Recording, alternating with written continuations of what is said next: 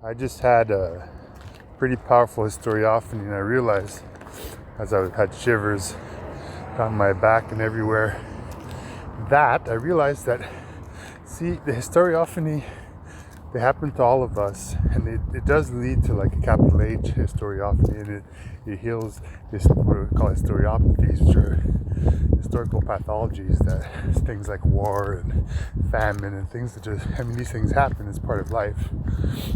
Suffering, death, everything, loss, grief.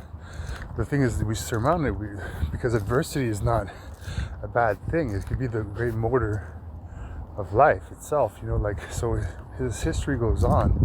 Historiophanies happen, but there's a communication. That's what maybe was missing in my model, is that the communication that happens across the population that is heart to heart. Because I don't think there's any actual thing as a crowd, like if I go somewhere and there's a bunch of people and we're having a whatever festivity, the real interaction, the encounter, is not with the group. That's frightening, because it's this mass, like, faceless thing. And so the real encounter is one-to-one, heart-to-heart. And that's where the seasons of the heart comes in, because we're all each having our own seasons, whatever those may be, whatever kinds, their particularities, characteristics.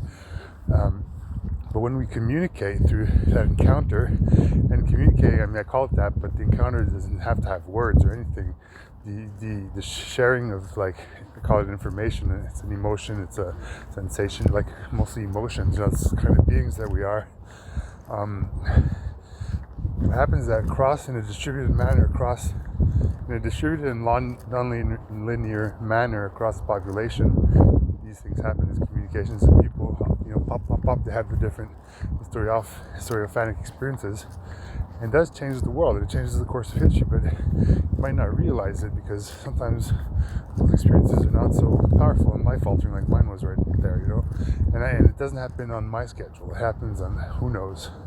That's another thing, the temporal sequencing of these events is so complex. I mean, I don't know if we'll ever be able to know that.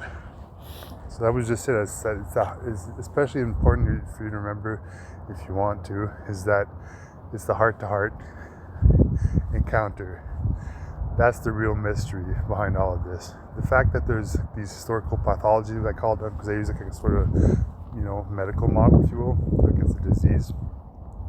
That, even the concept of historiophany is a sort of like manifestation of history or what have you. Like, the real mystery is the humanity of humans, like, what makes me a human. It's mysterious, and it can't really be explained.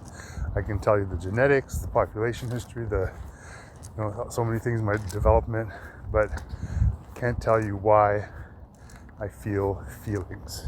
And so that's it for now. Thanks.